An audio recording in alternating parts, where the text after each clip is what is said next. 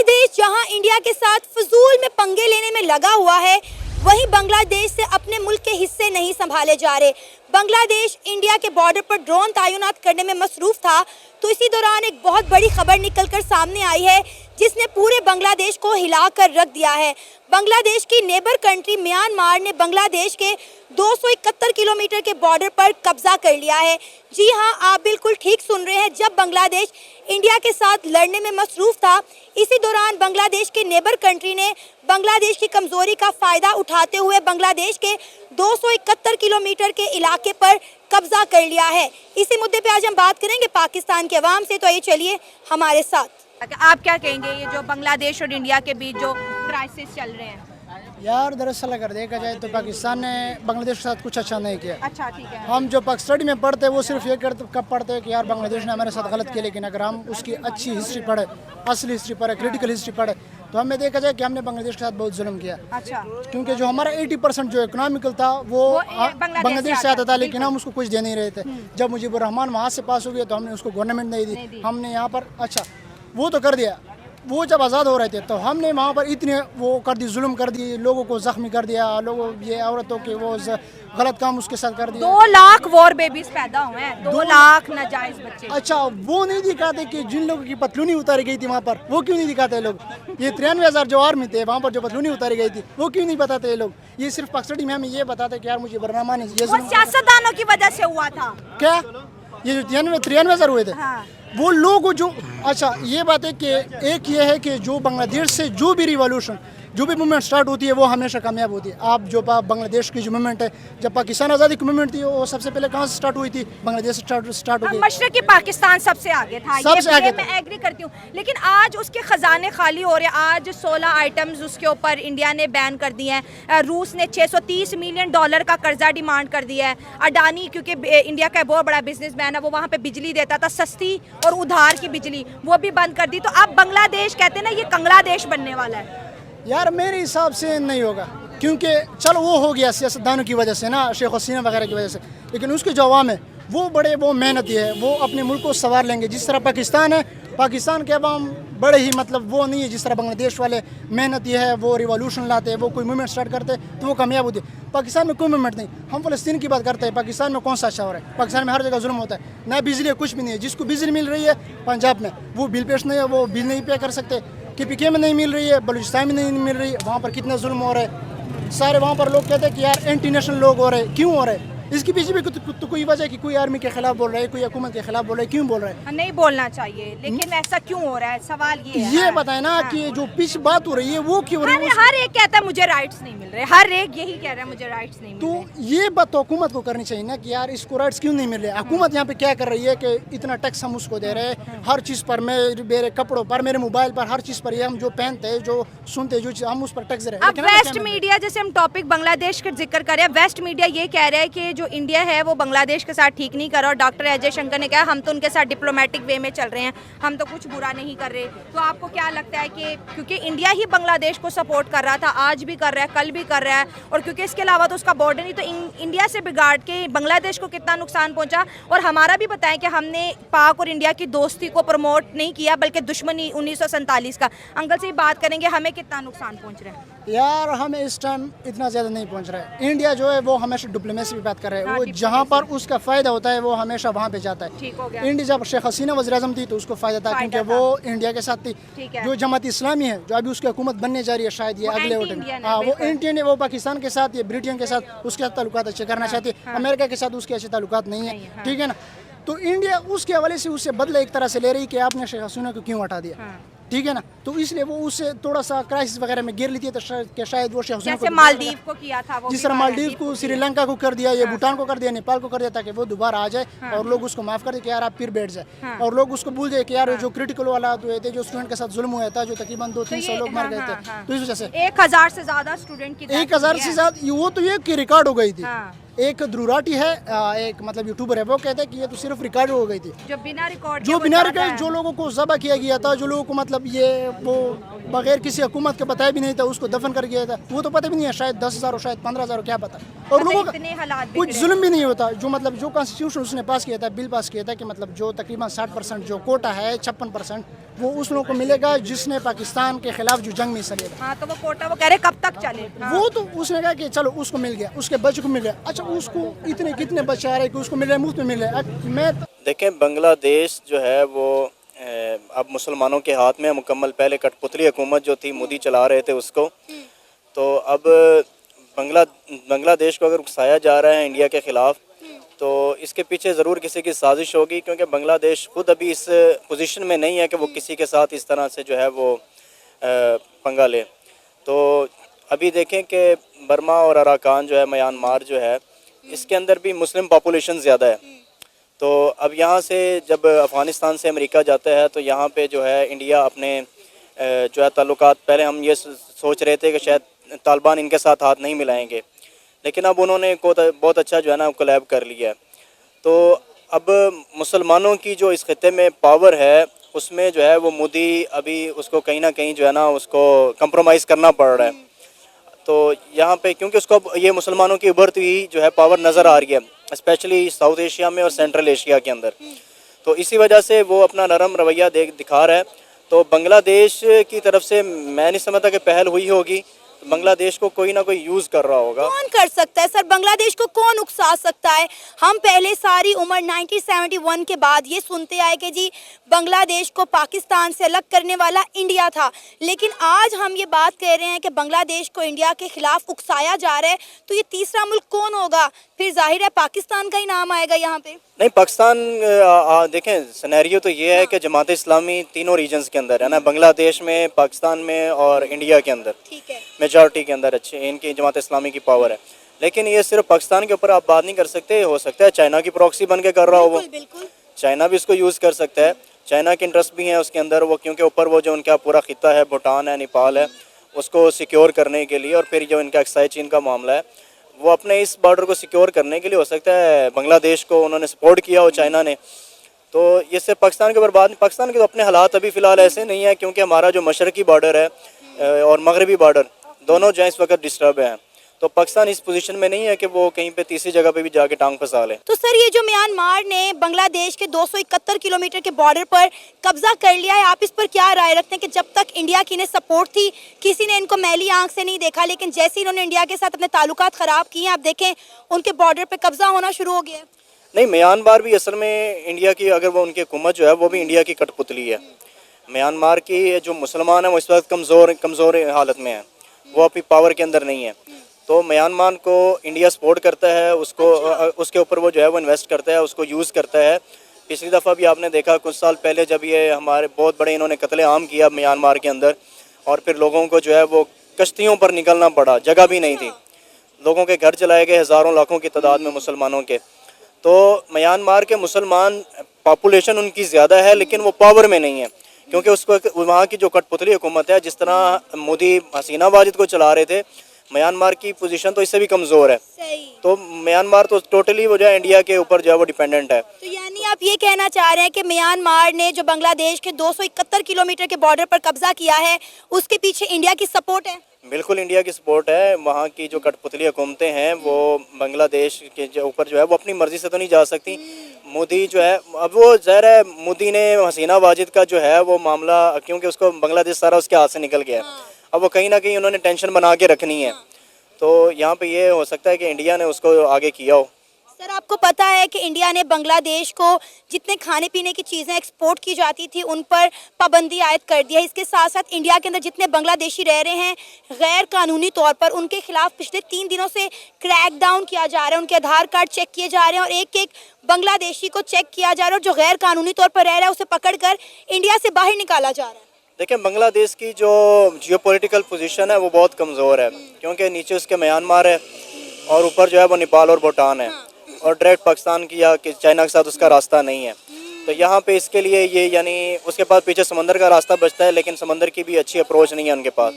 लेकिन ये है कि अगर इंडिया ये काम करता है तो इससे जो है वो मोदी की सोच और क्लियर होकर नज़र आएगी कि ये मुसलमानों के अगेंस्ट जो है वो किसी भी हद तक जा सकता है, कि अगर आपकी मर्ज़ी की हसीना वाजिद कठपुतली हुकूमत वहाँ पे नहीं चल सकी तो आप मुसलमानों को बर्दाश्त करने के लिए तैयार ही नहीं है। तो अगर ये देखें इसके दोनों फ़ायदे हो सकते हैं। एक तो वो मजबूरी का फ़ायदा उठा रहा है कि बांग्लादेश इस वक्त कमज़ोर पोजीशन के अंदर है, लेकिन इससे दूसरे रास्ते भी खुल सकते हैं। हो सकता है चाइना जैसे दूसरे ममालिक जो हैं वो बांग्लादेश की सपोर्ट के लिए, उनसे बिजनेस के लिए खुल के सामने आ जाएं। सर पाकिस्तान तो आ गया ना सामने, जैसे ही इंडिया ने कहा है कि हम खाने पीने की चीज़ें बांग्लादेश को एक्सपोर्ट नहीं करेंगे, तो उन्होंने कहा ठीक है भाई, नहीं करते ना करें, हम पाकिस्तान से मदद ले लेंगे। पाकिस्तान मैदान में आ गया, पाकिस्तान उन्हें खाने पीने की चीज़ें एक्सपोर्ट करना शुरू हो गया है। बिल्कुल ऐसा ही है। वो इस वक्त जो है उसकी लोकेशन का फ़ायदा उठा रहा है इंडिया, मगर ना इसकी हालत अफ़गानिस्तान के अंदर देखें, ये फ़ौरन उनके घुटने पड़ गया। अच्छा, जैसे ही अमेरिका का इनकलाब हुआ तो बेसिकली तालिबान को एक गुस्सा तो था इंडिया के ऊपर भी, क्योंकि इसने इन्वेस्टमेंट की हुई थी वहाँ पे अमेरिका के साथ, नेटो के साथ। लेकिन जैसे ही ये निकले हैं तो ये फ़ौरन दुनिया ने यही समझा था कि ये तालिबान के अगेंस्ट होगा, लेकिन मोदी ने अपनी आफियत इसी में समझी कि मैं तालिबान के पाँव पड़ जाऊँ। उसकी वजह ये थी कि अगर वो अफ़गानिस्तान के साथ दोस्ती नहीं करता तो वो सेंट्रल एशिया की अप्रोच उसके हाथ से निकल जानी थी। तो सेंट्रल एशिया जो कजाकिस्तान, उज़्बेकिस्तान और तुर्कमानिस्तान, वो ये सारा खित्ता है, अब सेंट्रल एशिया के ऊपर जो है वो बड़े अरसे से नज़र है पूरी दुनिया की। तो वो इंडिया ने यहाँ पे जब मुसलमान जब पावर में होते हैं ना, तो मोदी की ज़रूरत नहीं होती कहीं पे भी काम करने की। अच्छा, अब वहाँ पे मुसलमानों को कमज़ोर हालत में देख के तो वो उसके ऊपर वो इस तरह के बैन कर रहा है, इस तरह के काम कर रहा है। और वहीं अफ़गानिस्तान के अंदर के मुसलमान जो है वो ताकत के अंदर आए हैं तो उनके पाँव पड़ गया। तो ये सऊदी अरेबिया के साथ बात करें, यूए के साथ बात करें, वो भी तो मुस्लिम ममालिक है। ईरान, इराक की आप एग्जाम्पल ले लें, इंडिया के ताल्लुकात उनके साथ बड़े अच्छे हैं। पिछले साल हमने देखा कि यूए के अंदर इतने बड़े हिंदू मंदिर का इफ्तिताह किया गया, नरेंद्र मोदी खुद उसका इफ्तिताह करके आए हैं। ये भी तो मुस्लिम ममालिक है, फिर इनकी तरफ इंडिया का झुकाव अच्छा क्यों है? देखें यही बात है ना, मुसलमान जहाँ पे इकॉनमी के अंदर पावर में हैं या मिलिट्री के अंदर जो पावर के अंदर हैं, तो वहाँ पे मोदी जैसे लोग जो हैं वो उनके पाँव पड़ने के लिए पड़ जाते हैं फ़ौरन। सऊदीया के अंदर भी इनका यही मामला है कि सऊदीया की इकॉनमी अच्छी है, दुबई की इकॉनमी अच्छी है, गल्फ़ की इकॉनमी अच्छी है। तो अब अफ़गानिस्तान थोड़ा सा पावर के अंदर है, इकॉनमी तो अच्छी नहीं थी उसकी, लेकिन उनके पास पावर थी।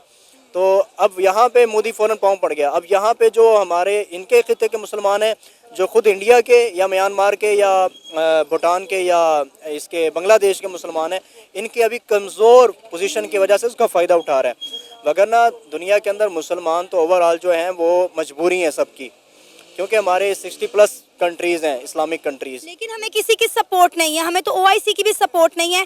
अब आप ये देखें कि बाकी ममालिक में यूनिटी कितनी है और इस्लामी ममालिक में यूनिटी कितनी है, आपके सामने है। ये तो तोड़ा गया ना, ये तो पूरा एक जो ये दुनिया के अंदर ये कॉलोनीज़ का सिस्टम आया है, तब से ये इराक ईरान की वार अरब के अंदर उलझा के रखा इनको। मुसलमानों को एक पूरे प्लान के साथ तोड़ा गया है कि ये कभी भी इकट्ठे ना हो सकें। अभी भी आप देख लें, शाम भी हमारा है, ईरान भी हमारा है, इराक भी हमारा है, लेकिन अब वो उसको ऐसे पेश किया जाता है जैसे ये कोई ऐसे दुश्मन है कि जैसे पता नहीं क्या हो गया।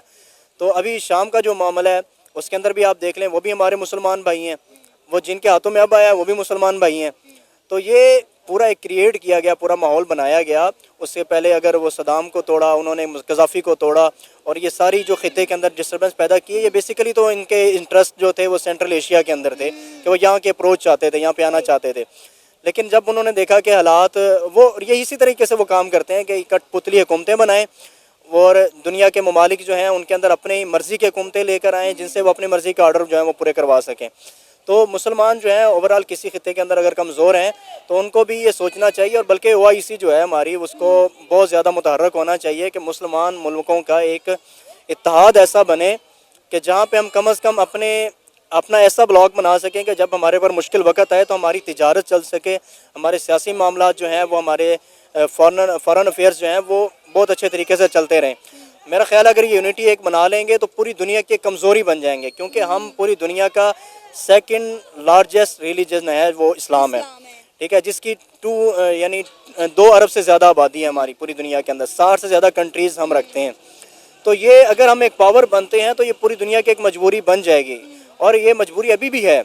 अगर रशिया का इंटरेस्ट है या अमेरिका का इंटरेस्ट है और चाइना का इंटरेस्ट है मुस्लिम कंट्रीज़ के साथ, वो हमारी पॉपुलेशन की वजह से है। अच्छा। तो हमें इस चीज़ को मद्देनज़र रखते हुए हमारे जो हुक्मरान हैं उनको सोचना चाहिए कि हम इसका फ़ायदा उठाएं, 60 मुल्कों का एक ऐसा इत्तेहाद बनाएं जो जब हम इत्तेहाद बनाएंगे तो हम पूरी दुनिया की एक मजबूरी बन जाएंगे। तो ये नहीं होगा कि किसी जगह पे मुसलमान कमज़ोर होगा तो उसके ऊपर कोई भी वो चढ़ दौड़ेगा। सर आपको लगता है कि इस वक्त बांग्लादेश जो इंडिया को आंखें दिखा रहा है, इंडिया के बॉर्डर पे जो है ड्रोन तैनात कर रहा है, आपको लगता है कि ये इंडिया के साथ जंग लड़ने की कैपेबिलिटी रखता है? देखिए, मुसलमान जो है ना वो जंग जो करता है वो ईमान के ऊपर करता है, असले के ऊपर तो नहीं करता। दूसरी बात यह है कि उसको पूरा हक है अपने दिफा का और अपने सरहदों की हिफाजत का। अगर वो ऐसी डिप्लॉयमेंट करता है तो ये पूरी दुनिया में चलता है। हमारे भी इंडिया जो मशरकी बॉर्डर है इंडिया के साथ, वहाँ पे भी सर्विलेंस इसी तरह चलती रहती है। ड्रोन्स भी लगे हुए हैं, टैंक भी लगे हुए हैं, मिसाइल भी लगे हुए हैं, तो एंटी एयरक्राफ्ट्स भी हैं, रेडार्स भी हैं, सब कुछ वो इंस्टॉलमेंट्स तो होती रहती हैं। तो अगर बांग्लादेश अपनी सरहद को महफूज करने के लिए कोई इंस्टॉलमेंट ऐसी करता है तो उसका राइट है। तो और पोजीशन जो होती है, पोजीशन जंग की, देखें ऐसा नहीं होता कि रातों रात कोई भी मुल्क सोचे कि मेरे पास एटम बम है और मैं कहीं पे भी गिरा दूंगा। अगर इंडिया के पास अगर ऐसी पावर है तो उसका मतलब वो पूरा एक खित्ता जो है ना, ये एक दूसरे की कमज़ोरी है। अगर उसके पास एटम बम है तो यहाँ पाकिस्तान के पास है और वहाँ पे चाइना के पास है, और आपके ऊपर ही जो है वो अफगानिस्तान भी बैठा हुआ है। तो इस खित्ते के अंदर इतनी जल्दी ये नहीं हो सकता कि आप रातों रात किसी मुल्क के ऊपर अटैक कर दें या वो ऐसा हो जाए, ऐसा पॉसिबल। कह रही हूँ कि पाकिस्तान, क्योंकि मशरक़ी और मगरबी दोनों पाकिस्तान की बात कर रहे हैं, पाकिस्तान तो इकोनॉमिक क्राइसिस में था ही था।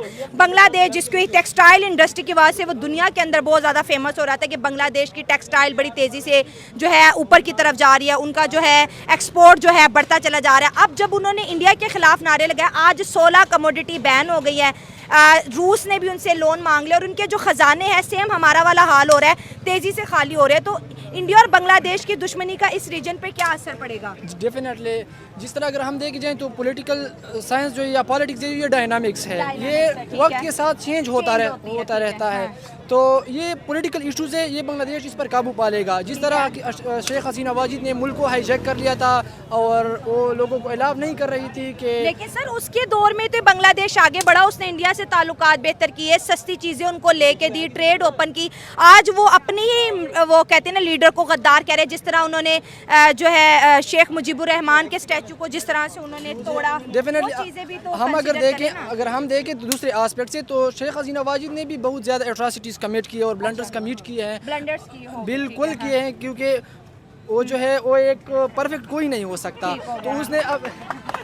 तो इसने अपने टेन्योर में बहुत ज़्यादा वो किया है, कमिट किए है ब्लंडर्स। तो जब आप ब्लंडर्स कमिट करेंगे और आप लोगों को जो है ना वो नहीं करने देंगे अपनी आवाज़ और आप फ्रीडम ऑफ स्पीच को, बांग्लादेश के अंदर जो हुआ लेकिन उन्होंने एंटी इंडिया के जो नारे लगाए उससे उनकी इकोनॉमी डगमगा रही है। कहते हैं बांग्लादेश बनने वाला है। डेफिनेटली इंडिया के साथ पंगा लेना कोई आसान बात है? इतनी बड़ी मार्केट नहीं, बिल्कुल नहीं। India is the 5th largest country economically और एशिया को जो है ना वो अब डोमिनेट कर रही है इकोनॉमिकली और पॉलिटिकली। तो इंडिया से पंगा लेना जो है ना इसको बहुत महंगा पड़ेगा। इट्स नॉट इजी बिकॉज अगर हम देखें हम भी इंडिया से पंगा ले रहे हैं तो हम कहाँ पे खड़े हैं? वी आर टीम तक नहीं भेज रहे बल्कि वो तो एक दूसरा वो स्पोर्ट्स है। एटमी ताकत तो हम रखते हैं, फिर भी क्या बात है, एटम बम के आगे कुछ नहीं बनाना। बिल्कुल ऐसे ही है। अब चाइना की आप बात करते हैं, हम चाइना के साथ दोस्ती नहीं, चाइना हमें कितनी बिजनेस देता है, ये सोलर पैनल्स, इन्वर्टर्स, हमारी लाइट बिल्कुल फ्री हुई हुई फ्री है। नहीं देता, पैसों की हम अगर देखे जाए तो यहाँ पर ऐड करना चाहूँगा, ये भाई बात करें, मैं कब से सुनो ये चाइना पाकिस्तान की दोस्ती। मैं आपको याद दिला दूँ, फाटक इलाके से 6000 अरब डॉलर,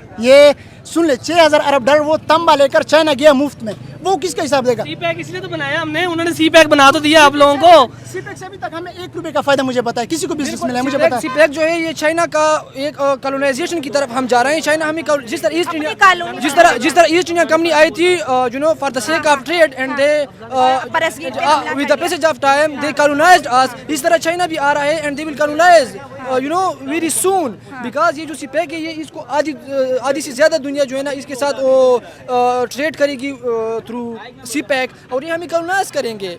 ये चाइना जो है ना ये कोई हमारे लिए बेनिफिशियल नहीं है, ये हम इससे कोई फायदा नहीं है। मैं यहाँ पर ऐड करना चाहूँगा, आप चाइना के देखिए, चाइना की एक पॉलिसी है कि वो जिस मुल्क को कर्जा देता है वो फिर क्राइसिस में जाता है। जब से श्रीलंका को दिया उसका बेड़ा गर्क, उसका बेड़ा गर्क, पाकिस्तान को दिया पाकिस्तान का बेड़ा गर्क, तो पहले से भी गर्क है लेकिन अब ज्यादा हो गया। वो इंटरेस्ट जो है ना वो इंटरेस्ट रेट जो जिस पर लगाते हैं उसको फिर कम नहीं करता। जिस तरह सऊदी अरब हमें कर्जा देता है फिर कहता है कि चलो यार ये इंटरेस्ट छोड़ दो, माफ भी कर देता है सऊदी अरब। लेकिन चाइना बादशाह जो है ना वो ये कभी नहीं करेगा और ना करता है, उसकी ये आदत नहीं है, क्योंकि just they want to exploit the states you know third world state. और ये सब जो हेजमोनिक पावर्स है वर्ल्ड में ये सब ये काम कर रहे हैं। अब अगर हम पाकिस्तान की बात लास्ट करें, क्योंकि आप बहुत अच्छी बातें कर रहे हैं, अथेंटिक कर रहे हैं, विद प्रूफ बात कर रहे हैं, अगर हम अफगानिस्तान की बात करें या फिर इंडिया की बात करें, दोनों के साथ आजकल हमारे कोई अच्छा डिप्लोमेटिक रिलेशनशिप नहीं है। आपको क्या लगता है फ्यूचर में अगर हम अफगानिस्तान और इंडिया के साथ अपनी दोस्ती या कोई डिप्लोमेसी बढ़ाते हैं तो हमारे पाकिस्तान पर इसका कितना पॉजिटिव इम्पैक्ट पड़ेगा?